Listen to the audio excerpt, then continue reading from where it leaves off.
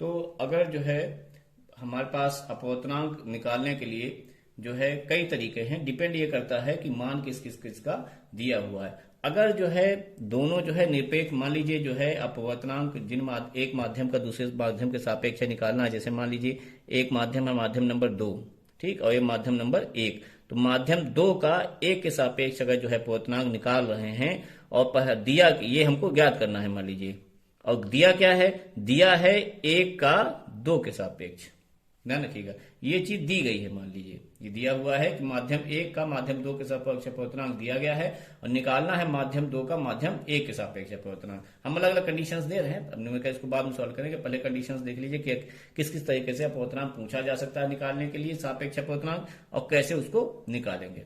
ठीक, तो ये अगर ऐसे अगर कंडीशन दी गई है तो हम क्या निकालेंगे, ये देखिए ये जो कंडीशन ये चीज दी होती है 1 का 2 के सापेक्ष और 2 का 1 के सापेक्ष अगर निकालना है तो जस्ट इसको हम क्या कर देंगे, रिवर्स कर देंगे। 2 का 1 के सापेक्ष जब निकालेंगे तो 1 अपॉन ये हो जाएगा 1 का 2 के सापेक्ष, ठीक, यानी जो मान यहाँ पे दिया गया होगा उसको हम क्या कर देंगे, रिवर्स कर देंगे। ये इस प्रकार से निकल आएगा। ठीक है, दूसरी कंडीशन क्या हो सकती है, देखिए दूसरी कंडीशन ये हो सकती है कि जो अपवर्तनांक मान लीजिए यही पूछा गया है कि 2 का 1 के सापेक्ष ही पूछा गया है, ठीक, दिया क्या क्या है, मान लीजिए ये दे दिया है कि दोनों माध्यमों के यानी माध्यम नंबर 2 का और माध्यम नंबर 1 का निरपेक्ष अपवर्तनांक दे दिया गया है। क्या दे दिया गया है, निरपेक्ष अपवर्तनांक, ये दिए हैं, गिवन है, ये पूछा गया है। निरपेक्ष अपवर्तनांक का मतलब क्या होता है, निर्वात के सापेक्ष। जब निर्वात के सापेक्ष अपवर्तनांक हम बोलते हैं तो उसी को बोलते हैं निरपेक्ष अपवर्तनांक। तो जब इसको अगर हम निकालेंगे कि 2 का 1 के सापेक्ष अगर अपवर्तनांक निकालेंगे और ये वैल्यू अगर दी हुई है, ठीक है, तो हम क्या लिखेंगे, 2 का निकाल रहे हैं तो जिसका निकाल रहे हैं उसका अपवर्तनांक ऊपर और जिसके सापेक्ष निकाल रहे हैं जिसका निरपेक्ष मान जो है नीचे रख देंगे। ठीक है, इस प्रकार से कैलकुलेट करेंगे। अच्छा, तीसरा क्या हो सकता है, तीसरी कंडीशन ये हो सकती है अपवर्तनांक निकालने के लिए कि फिर से मान लीजिए वही पूछा गया है कि 2 का 1 के सापेक्ष पूछा जा रहा है, ठीक है ना, ये पूछा गया है, ज्ञात करना है।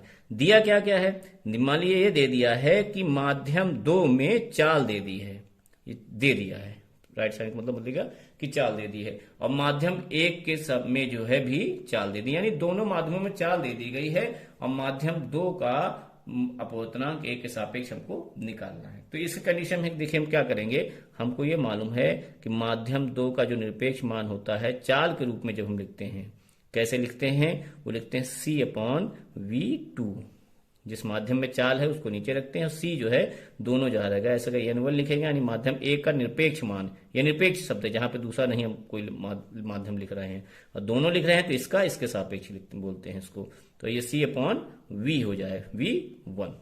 ठीक है, फिर से देख लीजिए, ये सापेक्ष अपवर्तनांक है, ये निरपेक्ष अपवर्तनांक के चिन्ह है और इसका मतलब हुआ निर्वात के सापेक्ष।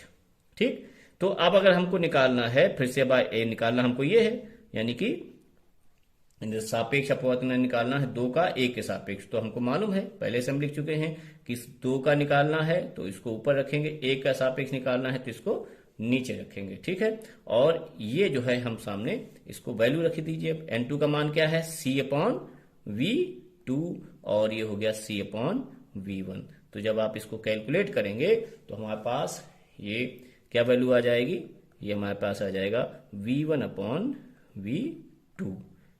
ठीक है, तो ये आ गया 2 का 1 के सापेक्ष अपवर्तनांक। ये सूत्र तब प्रयोग करेंगे अगर चालें दी गई हैं, तो हम डायरेक्टली इस सूत्र का प्रयोग ऐसे करके कर सकते हैं। सूत्र कैसे आया वो हमने आपको बता दिया। यहां पे अलग कंडीशन दी हुई है, यहाँ पे और सरल एक तरीके से दिया गया। जो हमारे पास प्रश्न है इसमें क्या दे रखा है, सीधे सीधे कोण दे रखे हैं। कोण अगर दे रखे हैं तो हमको सीधे सीधे स्नेल्स का फॉर्मूला लगा देना है कि sin I/R, sin I/sin R।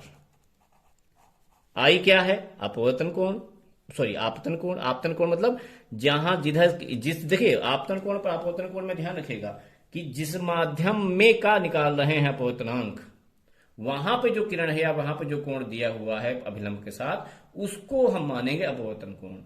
और जिस माध्यम के सापेक्ष निकाल रहे हैं वहां पे जो किरण का एंगल दिया हुआ है अभिलंब के साथ, उसको हम मानेंगे आपतन कोण। ये हमेशा ध्यान रखिएगा। ये चित्र उल्टा भी हो सकता है, उल्टा हो जाएगा तो फिर उस हिसाब से फॉर्मूला हम बनाएंगे, ध्यान रखिएगा फिर से, जिसका निकाल रहे हैं उस माध्यम में जो कोण दिया है विलंब का अभिलंब के साथ, वो जो है अपवर्तन कोण होगा। क्या होगा? अपवर्तन कोण होगा। और जिसके सापेक्ष निकाल रहे हैं उसमें जो अभिलंब के साथ कोण बना है उसी को हम आपतन कोण लेंगे, यानी आई लेंगे। बाकी ऊपर नीचे के ज्यादा कंफ्यूज मत होइएगा। चलिए अब मान रख दीजिए यहाँ पे साइन आई यानी साइन 60, ठीक, डिग्री, और साइन आर यानी साइन 45। और यहाँ पे वीडियो पॉज कर दीजिए और अपने आप कैलकुलेशन करिए और देखिए आंसर कितना आ रहा है। वैसे बहुत सरल है न्यूमेरिकल, सभी लोग आसानी से लगा लेंगे। मान रख दीजिए यहाँ पे, अपना आंसर चेक कर लीजिए। आंसर दिया रखा है, आंसर ये आपका आ रहा है तो सही है। चाहे तो इसको डेसिमल में भी निकाल सकते हैं, चाहे तो ऐसे ही आंसर निकाल सकते हैं। तो साइन 60 का मान हो गया √3/2 और साइन 40 का मान होता है 1/√2। तो ये हर है, ये अंश है, ये हर हो गया। तो ये अंश का अंश, इसको समझ लीजिए। जिनकी कैलकुलेशन बहुत क्लियर है, ऐसे में कंडीशन में अक्सर में देखा है बच्चे कंफ्यूज हो जाते हैं कि किसको कहाँ ले जाएं। तो ध्यान रखिए, इसके लिए बता देते हैं कि अंश का हर, इसको लिख लीजिए चाहे कहीं पे, इस प्रकार से जो है नोट कर लीजिए कि अंश का जो हर है, अंश का हर है वो हर बनता है जाके फाइनली, ठीक है। और जो हर का अंश है, हर का अंश है वो बनता है, वो भी हर बनेगा, ठीक है, वो भी हर बनता है। इसकी इंग्लिश भी आप ले सकते हैं न्यूमरेटर डिनोमिनेटर, ठीक है। और अंश का अंश अगर है, अंश का अंश है, ठीक, तो वो अंश ही रहेगा, अंश ही रहेगा। और अगर हर का हर है, हर का हर है तो वो भी अंश ही हो जाएगा। और इसको याद करने का तरीका क्या है कि अगर आप काम पे हमेशा इसको याद रखते हैं तो आप ऐसे याद कर लीजिए कि अंश को प्लस का साइन ले लीजिए और हर को माइनस का साइन मान लीजिए। अब देखिए, मालूम है हमको अंश मतलब प्लस, प्लस का माइनस, प्लस माइनस क्या होता है? माइनस। देखिए आ गया, minus plus minus, plus plus plus, minus minus plus, मालूम है? बस अगर इसको आप मान लीजिए, माना क्या है हम, अगर याद करने का तरीका है कि अगर इसको ऐसे मान लीजिए तो ये चीज आपको ऑटोमेटिकली आपको याद हो जाएगी, ठीक, कभी भी कंफ्यूजन नहीं होगा। तो यहाँ आप देखते हैं कि ये जो है हमारे पास दिया हुआ है, ये वैल्यू है अंश की और ये पूरी दी हुई है हर की। तो ये अंश का ही अंश है, तो अंश का अंश क्या है? अंश बन रहा है, ठीक है। अच्छा, उसके बाद दो क्या है? दो है अंश का हर, तो अंश का हर क्या है? हर जा रहा है, दो बन रहा है, नीचे आ जाएगा। ये अब नीचे आ जाए, ये पूरी वैल्यू हर है और हर का ये अंश दिया है, हर का अंश है, हर का अंश क्या हो रहा है? हर, यानी नीचे ही रहेगा। और ये हो गया √2 क्या है? हर में पूरा दिया हुआ है और हर का भी हर है, तो हर का हर क्या हो रहा है? अंश हो रहा है, यानी √2 कहाँ चला जाएगा? ऊपर चला जाएगा। तो ये √2 और √3 के जो मल्टीप्लाई करेंगे ये हो जाएगा √6/2। आपका आंसर यहाँ पे आ जाएगा। अगर ये वैल्यू जो है डेसिमल में दी गई होगी तो इसको जो है हम रूट को डेसिमल में कन्वर्ट करके वो भी कैलकुलेट कर सकते हैं, ठीक है। ये हो गया हमारे पास पहला वीडियो, ठीक है, सॉरी पहला न्यूमेरिकल हो गया। और अब जो है दूसरा न्यूमेरिकल देखते हैं, वो भी अपवर्तनांक से ही संबंधित है, काफी सरल है ये चीज। और हम फिर से बता रहे हैं कि उन्हीं से संबंधित, उन्हीं बच्चों के लिए है जिनका कैलकुलेशन बहुत कमजोर है, न्यूमेरिकल जिनको बहुत ज्यादा हार्ड लगते हैं, सिंपल न्यूमेरिकल भी जिनके लिए हार्ड है, तो अगला जो है उन्हीं के लिए है। अब देखिए यहाँ पे, देखिए और फिर से दे दिया है अपवर्तनांक जो है दे दिया है, प्रकाश वायु से 4/3 4/3 अपवर्तनांक वाले जल में प्रवेश करता है, यानी जल का अपवर्तनांक दे दिया है। वायु से प्रवेश कर रही है, प्रकाश जो है वायु से आ रहा है, कहाँ जा रहा है? जल में जा रहा है, ठीक है। यानी चित्र को हम ऐसे कंसीडर मान सकते हैं कि ऐसी कंडीशन आ रही है कि वायु है यहाँ पे, ठीक है, और ये अभिलंब हो गया, यहां से वायु से जल में जा रहा है, तो जाहिर सी बात सघन माध्यम में जा रहा है तो अभिलंब की तरफ कहीं अगर किरण जाएगी, ठीक है, ऐसे किरण जा रही है। कह रहा है कि जल का अपवर्तनांक दे दिया है 4/3, ये यहाँ पे इसको हल करते हैं, हल लिख लिया, दिया है लिख लीजिए, चाहे दिया है।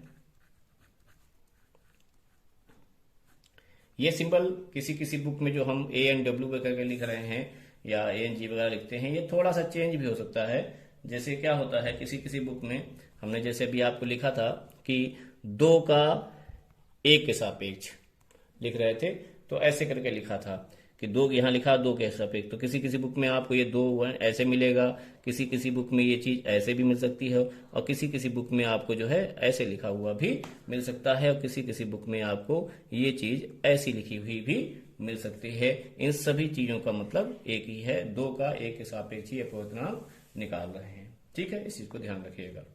चलिए खैर, अब आते हैं न्यूमेरिकल पे। दिया है, क्या दिया है कि जल का अपवर्तनांक दे दिया है। सिंपल अपवर्तनांक शब्द दिया है, किसी के सापेक्ष नहीं दिया है, तो सीधा मतलब है कि वो निरपेक्ष अपवर्तनांक की बात कर रहा है। यानी सीधा जो है ये लिख देंगे जल का निरपेक्ष अपवर्तनांक या अपवर्तनांक, अपवर्तनांक ये दे दिया है ये कह गए एन, जल को हम क्या लिखते हैं वाटर, तो NW ये दे दिया है 4/3 इसका मान दे दिया। ठीक है, और क्या कह रहा है, जल में प्रकाश की चाल की गणना कर रहा है। यानी जल में चाल, वाटर में चाल पूछ रहा है। ठीक है, प्रकाश की वायु में चाल दे दी, यानी C का मान इन्होंने दे रखा है 3 × 10⁸ मीटर पर सेकेंड। बहुत सरल सवाल है, जैसे हमने भी आपको पहले वाले न्यूमेरिकल बताया था कि यहाँ पे चाल दी गई हुई है। ठीक है, तो निरपेक्ष मान निकालने का तरीका क्या है, चाल निकाल, हमको मालूम है कि NW जो होगा वो क्या होगा, प्रकाश की निर्वात में चाल या वायु में चाल बटे इसकी जल में, अगर जल निकालना, जल में जो भी माध्यम दिया गया उस माध्यम में चाल मान रख दिए 3 × 10⁸। एक बार यहां मात्रा लिख चुके हैं तो बार बार अब लिखने की जरूरत नहीं है। BW हमको ज्ञात करना है, और इसको देखिए तो BW का हमको देखिए ये ज्ञात करना है, इसको मालूम है, तो ये नीचे ले आइए, यहाँ पे ये BW हो जाएगा और ये NW नीचे चला जाएगा 3 × 10⁸, और ये आ गया 4/3। फिर से वही देखिए, हर अंश वाला चक्कर है, 3 × 10 ये देखिए ये पूरा अंश ही दिया है, इसमें है ही नहीं, तो ये अंश का अंश है, तो अंश का अंश देखिए हम पहले बता चुके हैं, अंश का अंश क्या हो जाएगा, प्लस का प्लस, यानी अंश ही रहेगा। ठीक, और ये है दे दिया हर, तो हर का अंश है ये, तो हर का अंश का मतलब क्या हुआ, हर। ठीक, और ये है हर, 3 है, हर का हर हो गया, यानी ये ऊपर पहुंच जाएगा। तो ये हमारे पास वैल्यू आ जाएगी 9 × 10⁸/4। फिर से लेकिन हम आपको बता दें, कोशिश यही करिए कि कैलकुलेशन अपने आप करिए। जब कैलकुलेशन स्टार्ट होती है तो वीडियो पॉज कर दीजिए और कैलकुलेट अपने आप करिए, फाइनल आंसर हमारे साथ अपना मैच कर लीजिए। और ये कैलकुलेट होने के बाद आ जाएगा 4 दूनी 8, 1 बचेगा, फिर 4 दूनी 8 और 4 पंचे 20 और 10⁸ मीटर पर सेकेंड आ जाएगा। ये क्या आ गया, जल में प्रकाश की चाल। ठीक है, आंसर में दे दिया है पहले ही, अपना उसके साथ जो है मैच करते जाइए। अगर आपको लगता है, जिनको भी स्टूडेंट्स को ये लगता है कि न्यूमेरिकल अपने आप लगा सकते हैं, अपने आप लगाइए, सीधे आंसर मैच कर लीजिए, पूरा वीडियो देखने की उनको जरूरत नहीं है। ठीक है।